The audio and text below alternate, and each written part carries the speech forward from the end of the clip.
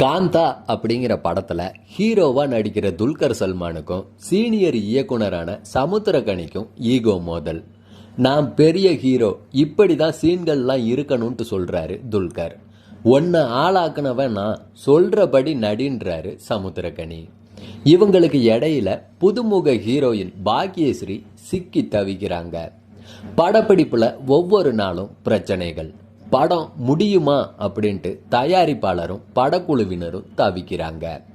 இதுக்கு இடையில ஹீரோவோட காதல்ல விழுந்துடுறாங்க ஹீரோயின். திருப்பதியில இவங்க ரகசிய திருமணம் பண்ணிக்கலான்ட்டும் முடிவு எடுக்கிறாங்க. அந்த சமயத்துல ஸ்டுடியோவில் ஒரு நைட் பார்த்தீங்கன்னா மர்மமான முறையில் ஒருத்தர் துப்பாக்கியால சுட்டு கொல்லப்படுறாரு. போலீஸ் இன்ஸ்பெக்டர் ராணா ஸ்டுடியோவுக்கு வந்து அதிரடி விசாரணை நடத்துறாரு. கொலையானது யாரு, கொலை செஞ்சது யாரு, கொல்லப்பட காரணம் என்ன, குற்றவாளி சிக்கினாரா? இதுதான் செல்வமணி செல்வராஜ் இயக்குன காந்தா படத்தோட கருணை சொல்லலாம். 1950களில் இருந்த சினிமா, ஸ்டுடியோ ஆதிக்கம், செட்டு, ஸ்கிரிப்ட், அப்ப இருந்த நடைமுறைகள், இயக்குனர் ஹீரோ மோதல், ஹீரோயினோட காதல் பின்னணியில ஒரு மாறுபட்ட கதையை சொல்ல முயற்சி பண்ணி இருக்காரு இயக்குனர். இடைவேளைக்கு அப்புறம் பார்த்தீங்கன்னா கதையும் துப்பறிகிற பாணிக்கு மாறுறது ரசிக்க வைக்குது. இதில் டி.கே. மகாதேவன் அப்படிங்கிற கட்டழகு ஹீரோவா வந்து நான் நடிகண்டா அப்படின்ட்டு சீனுக்கு சீன் கலக்கி இருக்காரு துல்கர் சல்மான். சில சாயல்ல எம்ஜிஆர் மாதிரி, சில சமயம் சிவாஜி மாதிரி, அந்த கால நடிகர்கள் மாதிரி தெரிஞ்சாலும் நடிப்புல தனி முத்திரை பதிச்சு பல இடங்கள்ல கைத்தட்டல் வாங்குறாரு. தன்னை வளர்த்து விட்ட சமுத்திரகனி கூட செட்டில் மோதுற சீன் ஆகட்டும், ஹீரோயினை காதலிக்கிற சீன் ஆகட்டும், நீளமா வசனங்களை உணர்ச்சி பூர்வமா பேசுற சீன் ஆகட்டும், அதுவும் குறிப்பா கிளைமேக்ஸ்ல கேரக்டரை உணர்ந்து ரசிச்சு நடிச்சிருக்காருங்க. அவருக்கு பல விருதுகள் நிச்சயம்னே சொல்லலாம். அடுத்ததா தான் வளர்த்து விட்ட ஒரு நடிகன் தன்னை மதிக்கலையே அப்படிங்கிற கோபத்துல பொங்குறவரா ஐயா அப்படிங்கிற சீனியர் இயக்குனரா வர்றாரு சமுத்திரகனி. இவரும் பல இடங்கள்ல ஸ்கோர் பண்ணி இருக்காரு. அவரோட கெட்டப், சின்ன சின்ன ரியாக்ஷன்லாம் அருமையா இருக்கு.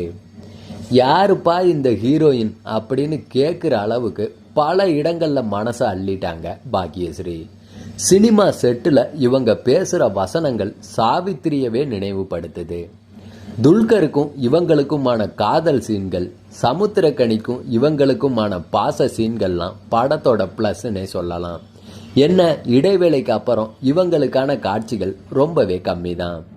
இந்த 3 பேரை தவிர இடைவேளைக்கு அப்புறம் இன்ஸ்பெக்டராக வர்ற ராணாவும் ஒருவித நக்கல் டோன்லேயே வழக்க துப்பறிகிறாரு.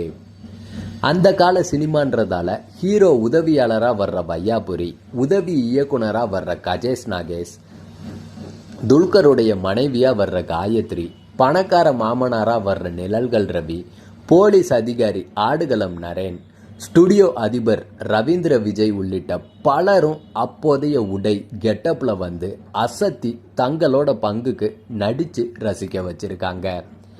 படத்தோட பெரும்பாலான காட்சிகள் கருப்பு வெள்ளை டோன்ல இருக்கிறதால நடிகர்கள் சின்ன சின்ன முக அசைவுகள், எக்ஸ்பிரஷனை தெளிவா ரசிக்க முடியுது. கமர்ஷியல் சினிமா, கலர்ஃபுல் சினிமா மத்தியில் கருப்பு வெள்ளை சினிமாவை அந்த கால கதையை யோசித்த இயக்குனரை, அதுக்காக நேர்த்தியாக செட் அமைச்சு கொடுத்த கலை இயக்குனர் ராமலிங்கத்தை பாராட்டலாம். குறிப்பாக அந்த உலகுக்கே, அந்த ஸ்டுடியோ செட்டுக்கே கூட்டிட்டு போன டேனி சஞ்சேஸ் சோபேஸோடைய ஒளிப்பதிவை, ஜானு சந்தருடைய இசையை தட்டி கொடுக்கலாம். ஆனால் பாடல்கள் ஓகே அப்படின்னு சொல்கிற அளவுக்கு தான் இருக்குது. அந்த காலத்தில் நடக்கிற கதைன்றதால பலரோட நடிப்பு ஓவர் டோஸ் ஆகியிருக்கு. துல்கர் கூட சில இடங்களில் நடித்து கொட்டிட்டாருன்னே சொல்லலாம். வசனங்களும் பழைய ஸ்டைல். இதெல்லாம் இன்றைய தலைமுறைக்கு புரியுமா? குறிப்பாக ஸ்டுடியோ, முதலாளி, செட்டு, குரு பக்தி இதெல்லாம் அவங்கள கவருமா அப்படிங்கிற கேள்வியும் வருது. படத்தோட நீளம் பெரிய மைனஸ். துல்கருக்கும் சமுத்திரகனிக்கும் என்ன பிரச்சனை, அவங்களுக்குள்ள என்ன உறவு, ஏன் சண்டை போடுறாங்கன்றதை தெரிஞ்சுக்கிறதுக்குள்ள இடைவேளையே வந்துடுது. அப்புறம் கொலை, ராணா துப்பறிவு காட்சிகள்னு படம் நீளமாக போய்கிட்டே இருக்கு. யார் கொலை செஞ்சுருப்பாங்கன்ட்டு ராணா கண்டுபிடிக்கிற சீன்கள்லாம் ஓகே. கிளைமேக்ஸ் எதிர்பார்க்காதது தான். ஆனால் அதை இன்னும் அழுத்தமாக வேற கோணத்தில் எடுத்திருந்தா இன்னும் ரசிக்கிற மாதிரி இருந்திருக்கும். சண்டை போட்டு பிரிஞ்ச இயக்குனர் ஹீரோ எப்படி சேர்ந்தாங்க அப்படிங்கிறதுக்கு வலுவா விஷயங்களே இல்லை. ஈகோ மோதல், ஒரு கட்டத்தில் கொலை, த்ரில்லர்னு நகர்றது நல்ல திரைக்கதை தான். ரெண்டையும் கிளைமேக்ஸில் சேர்த்து எந்த பிரச்சனையாக இருந்தாலும் பேசுங்க, பேசி தீருங்கன்ற நல்ல கருத்தை சொல்லி இருக்காங்க. கருப்பு வெள்ளை ஆங்கில படங்கள் பார்க்குற ஃபீலிங் தான் வருது. ஆனால் 1950களோட நடிகர்கள் சாயல் இல்லாமல், எந்த உண்மை சம்பவங்களோட பாதிப்பும் இல்லாமல், நிஜ விஷயங்களை தழுவாமல் அந்த கால கதை சொன்னது சின்ன ஏமாற்றம் தான். படத்தோட நீளம், சில வசன காட்சிகள், அதீத நடிப்பு படத்தை பின்னோக்கி இழுத்துருக்கு. அந்த கால ஆங்கில படம் பார்த்தா எப்படி இருக்குமோ அப்படி தான் இருக்கு. ஆனாலும் தேவையில்லாத சீன்கள், செயற்கைத்தனமான நடிப்பு, சுவாரஸ்யம் இல்லாத சில விஷயங்களால் படம் பல இடங்களில் போர் அடிக்குதுன்னே சொல்லலாம். காந்தா துல்கர் சல்மானுக்காக, பாக்யஸ்ரீக்காக பார்க்கலாம், கொஞ்சம் பொறுமை இருந்தால்.